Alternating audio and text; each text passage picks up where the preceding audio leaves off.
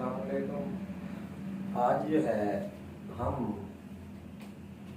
9th bio का branches of chemistry जो कि फर्स्ट क्वेश्चन है फर्स्ट चैप्टर का, उसको डिस्कस करते हैं। कुछ ब्रांचेस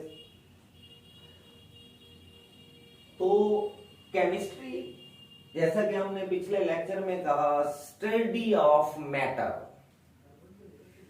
मैटर का ये इल्म है, कायनात की हर चीज। अब क्या किया गया है कि मैटर को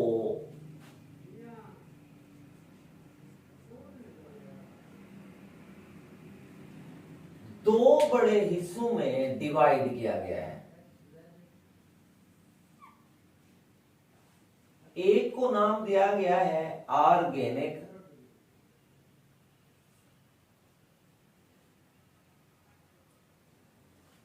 मैटर या कंपाउंड्स, और दूसरे को नाम दिया गया है इनऑर्गेनिक मैटर या compounds.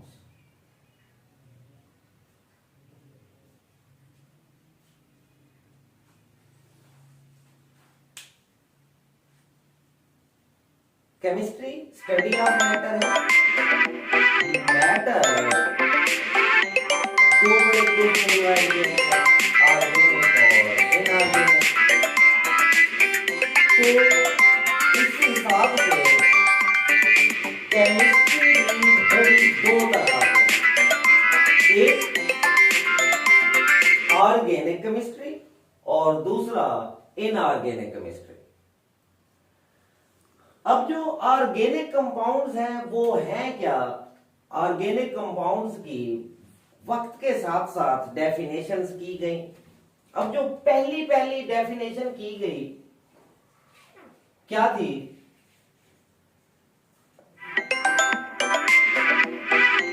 The compound obtained from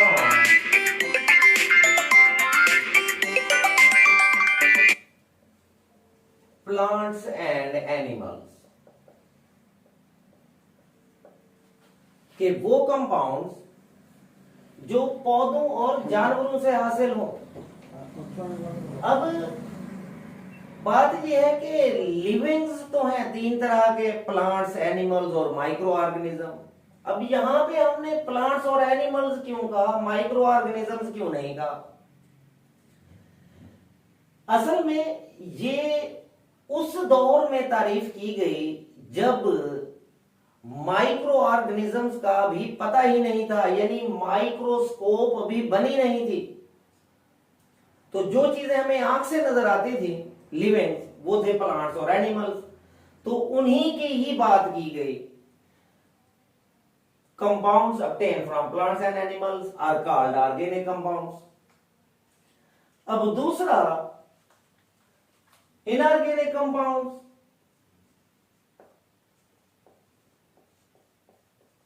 the compounds obtained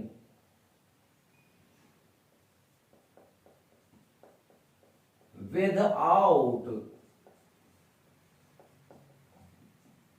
plants and animals, यानी जो पौधों और जानवरों के अलावा हासिल हो। अब पौधों और जानवरों के अलावा से मुराद हवा, मिट्टी, पानी, समंदर, पहाड़ वगैरह वगैरह। अब जो जिंदा जिस्म के अंदर से हासिल होते हैं वो हैं ऑर्गेनिक कंपाउंड्स। जो जिंदा जिस्म के अलावा यानी पौधों और जानवरों के जिस्म से हट के दूसरे जराए से हमें हासिल होते हैं वो हैं इनऑर्गेनिक कंपाउंड। अब वो हैं क्या? वो हैं कार्बोहाइड्रेट्स,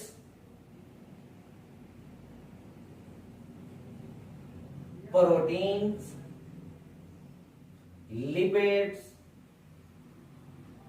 विटामिन्स, ETC। ये वो वाले कंपाउंड्स हैं जो हमें पौधों और जानवरों से हासिल होते हैं। अब कार्बोहाइड्रेट्स प्रैक्टिकल लाइफ में आटा, गंदम, चावल, मकई, ज्वार, बाजरा, ये सब चीजें कार्बोहाइड्रेट्स हैं। आलू, पोटैटोज। प्रोटीन्स तमाम गोश्त, तमाम दालें और तमाम फलीदार सब्जियां, लिग्यूम्स प्रोटीन्स हैं। लिपिड्स, घी, कुकिंग ऑयल, खुश्क मेवाजात, ये सारी चीजें लिपिड्स हैं। विटामिन्स ये फलों और सब्जियों में, खासतौर पे उनके छिलकों में पाए जाते हैं। अब कार्बोहाइड्रेट्स ये हमें ज्यादातर पौधों से हासिल होते हैं। प्रोटीन्स, गोश्त वगैरह ये जानवरों से हासिल होते हैं, और दालें, लिग्यूम्स, फलीदार सब्जियां ये पौधों से हासिल होती हैं। लिपिड्स ये घी वगैरह, चर्बी, ये हमें जानवरों से हासिल होते हैं, और दूसरा खुश्क मेवाजात, ड्राई फ्रूट्स पौधों से हासिल होते हैं। विटामिन्स ये फलों, सब्जियों और स्पेशली अंडे वगैरह के अंदर तमाम चीजें होती हैं सारी। और जो इनऑर्गेनिक है वो क्या चीजें हैं? Specially minerals. मिनरल्स जिसे हम सॉल्ट्स भी कह सकते हैं, मेटल्स वगैरह भी कह सकते हैं, गैसेस भी कह सकते हैं, ETC। They are inorganic compound. अब अर्ली पीरियड के अंदर, शुरू के दौर में, यही दो तारीफें की गई, ऑर्गेनिक और इनऑर्गेनिक कंपाउंड्स की। मैटर को दो बड़े हिस्सों में तकसीम कर दिया गया। केमिस्ट्री है मैटर का ही। अब जैसे ही केमिस्ट्री ने तरक्की की, इल्म आगे बढ़ता गया, तहकीकाती तजर्बाती दौर आता गया, तो फिर इसकी तारीफ की गई the compounds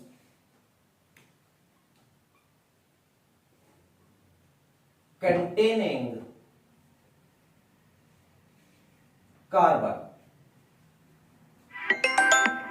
are called organic compounds. अब inorganic compounds इसके रिवर्स उलट होगी। अब अगर हम केमिकली कंपोजिशन को देखें तो वो बेसिक वही बनते हैं, कार्बोहाइड्रेट, प्रोटीन, लिपिड्स, इन सब के अंदर कार्बन है। अब जब ये वाली डेफिनेशन की गई तो इस पे एक ऑब्जेक्शन आ गया, एतराज हुआ।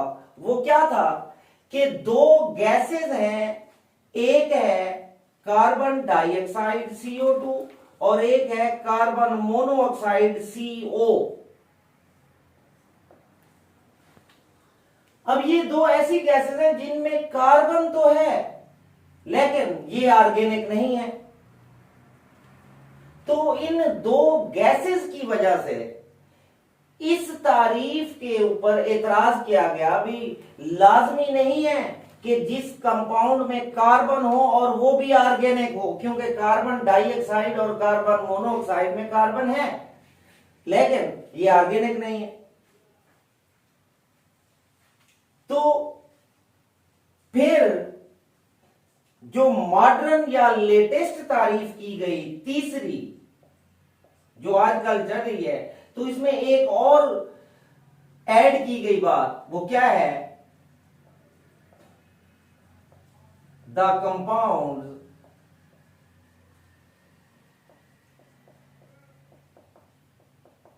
containing carbon and hydrogen।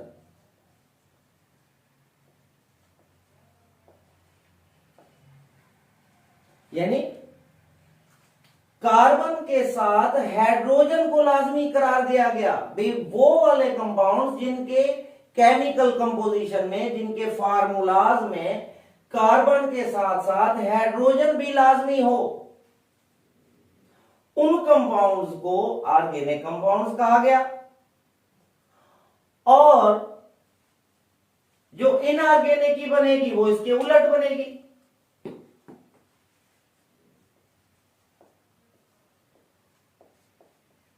The compounds having no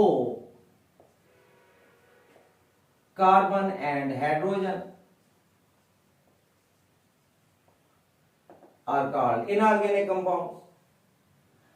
अब बगैर कार्बन और हाइड्रोजन वाले, वो वाले कहलाएंगे इनऑर्गेनिक, और कार्बन और हाइड्रोजन जिनमें इकट्ठी होगी वो कहलाएंगे ऑर्गेनिक। अब एक मॉडर्न डेफिनेशन है, वो क्या है?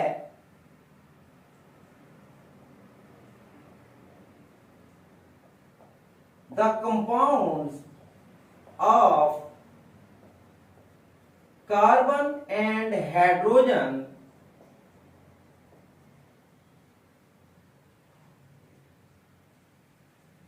are called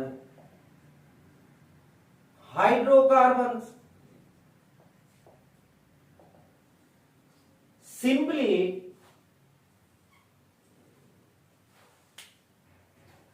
वो कंपाउंड जिनमें कार्बन और हाइड्रोजन इकट्ठे मौजूद हो तो उनको हम हाइड्रोकार्बन्स भी कहते हैं।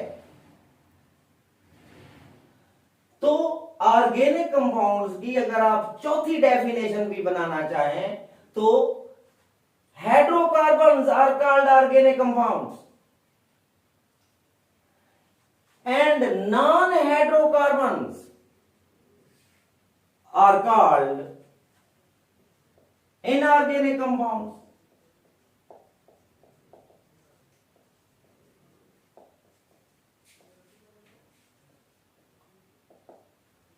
इनऑर्गेनिक एग्जांपल्स वही हैं जो अर्लियर पीरियड में प्लांट्स एंड एनिमल से ली गई थी। केमिस्ट्री मैटर की स्टडी है। मैटर को दो बड़े ग्रुप्स में डिवाइड किया गया, ऑर्गेनिक और इनऑर्गेनिक। ऑर्गेनिक की वक्त के साथ साथ तीन डेफिनेशंस हैं। अब चौथी हम खुद बना सकते हैं हाइड्रोकार्बन्स के हवाले से, यानी hydrocarbons are called organic compound. Inorganic इन्हीं के रिवर्स चलती हैं, जो ऑर्गेनिक है उसके उलट इनऑर्गेनिक ही बन जाएगी। अब केमिस्ट्री में कंपाउंड्स दो बड़े ग्रुप के, लिहाजा केमिस्ट्री भी बड़ी दो तरह की। अब इसको हम इरेज करते हैं तो ऑर्गेनिक कंपाउंड्स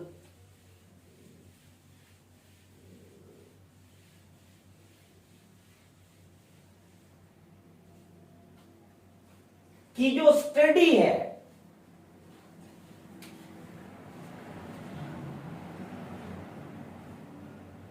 ऑर्गेनिक कंपाउंड से ब्रांच ऑफ केमिस्ट्री वो बनेगी organic chemistry.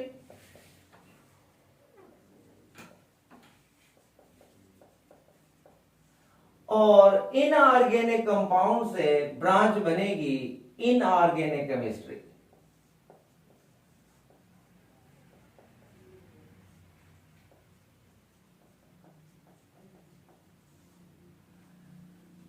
Organic chemistry, the branch of chemistry in which we study organic compounds, mean hydrocarbons.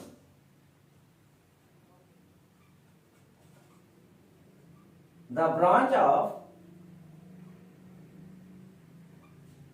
chemistry in which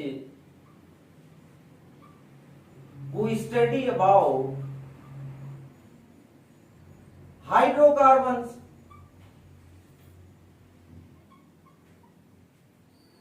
mean compounds of carbon and hydrogen. और inorganic chemistry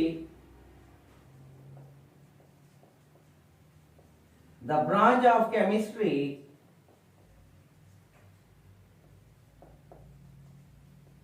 in which we study about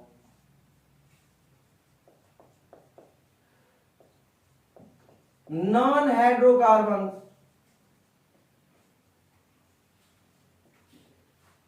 are called inorganic chemistry. अब hydrocarbons compounds of carbon and hydrogen, जैसा कि हमने organic compounds की definition कही अभी, carbohydrates, protein, lipids, vitamin, etc. अब ये हाइड्रोकार्बन्स हमें हासिल कहां से होते हैं, पहली बात,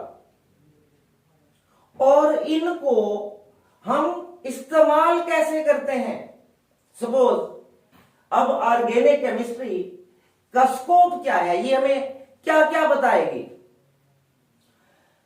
भी हम निवाला जो खाते हैं रोटी कार्बोहाइड्रेट्स है, अब ये हमारे जिस्म में जाके कैसे टूटती है, मैदे से कैसे डाइजेस्ट होती है, इंटेस्टाइन आंतों से ये कैसे एब्जॉर्ब होती है ब्लड में, फिर ब्लड से ये सेल्स के अंदर किस शक्ल में जाती है, दैट इज ग्लूकोज। कार्बोहाइड्रेट खुद कैसे बने हैं, अब जब हम इनको खाते हैं तो ये हमारे अंदर जाके टूटते कैसे हैं और वो सेल तक कैसे पहुंचते हैं, वो हमें एनर्जी किस शक्ल में देते हैं। प्रोटीन्स ऑर्गेनिक कंपाउंड है, गोश्त, दालें, लेग्यूम्स, फलीदार सब्जियां। अब ये वाली प्रोटीन्स क्या है, इसकी कितनी किस्में हैं। अब ये जो गोश्त, दालें, फलीदार सब्जियां हम खाते हैं, ये हमारे अंदर जाके कैसे डाइजेस्ट होती हैं और इनसे हमें क्या क्या मिलता है, एनर्जी किस शक्ल में मिलती है, और प्रोटीन हमारे जिस्म में किरदार क्या करती हैं, ये खाना हमारे लिए क्यों जरूरी है। अगर ये प्रोटीन ना खाएं तो ये हमारे जिस्म में जाके कौन कौन सी बीमारियां पैदा करेंगी या क्या हो जाएगा हमारे सेल्स के अंदर। तो इन तमाम बातों का कार्बोहाइड्रेट्स, प्रोटीन, लिपिड्स, ये जो हम कुकिंग ऑयल या घी वगैरह में सालन बनाते हैं, बटर, मक्खन वगैरह खाते हैं, तो ये क्यों खाते हैं, ये इनका हमारे जिस्म में जाना क्यों जरूरी है, ये हमारे जिस्म में जाके कैसे डाइजेस्ट होके कहां कहां ये इस्तेमाल होते हैं और क्यों इस्तेमाल होते हैं, इनका फायदा क्या है। और दूसरा कि फिर ऑर्गेनिक केमिस्ट्री के हिसाब से हमने जो नेक्स्ट अपनी फूड को, ग़िज़ाओं को अच्छा बनाया है, प्रिजर्व किया है, कि हमने सिर्फ आप डायरी इंडस्ट्री को देख लें, मिल्क इंडस्ट्री, दूध की इंडस्ट्री, इसमें कितनी तरह तरह की प्रोडक्ट हैं जो कि हमने मिल्क से एक्सट्रैक्ट कर लिए हैं। आप इसी बिस्किट इंडस्ट्री को देख लें, बेकरी इंडस्ट्री, तो इसमें हमने कार्बोहाइड्रेट्स को कैसे कैसे किस किस सूरत में इस्तेमाल किया है। इसके अलावा मुख्तलिफ तरह की जो मतलब मेडिसिन वगैरह बनी है, मुख्तलिफ तरह की फर्टिलाइजर्स बनी है, they are all included in organic chemistry. ये सब कुछ ऑर्गेनिक केमिस्ट्री के अंदर आता है। हमारी खुराक, उस खुराक का हमारे जिस्म में किरदार और उसकी कमी या ज्यादती, मतलब ऑर्गेनिक मटेरियल, यही कार्बोहाइड्रेट्स, प्रोटीन, विटामिन, ये हमारे जिस्म में क्या रोल प्ले करते हैं, कम या ज्यादा हो जाए तो क्या होगा। और इसी तरह इनऑर्गेनिक, अब इनऑर्गेनिक में आते हैं मिनरल्स। मिनरल्स से हमारी मिट्टी बनी हुई है, जहां पे हम तमाम तरह की सब्जियां और फल वगैरह उगाते हैं।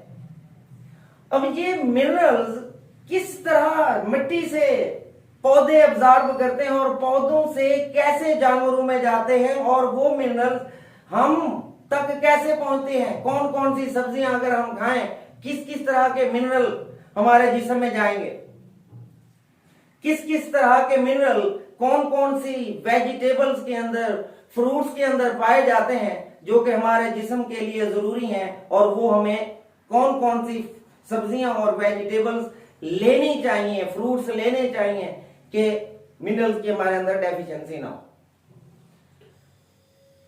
इसके अलावा मुख्तलिफ तरह की cosmetics, detergents, dyes, paints, polish, varnish, इस तरह की चीजें दे आर इनऑर्गेनिक जो कि हमारी प्रैक्टिकल लाइफ का हिस्सा है।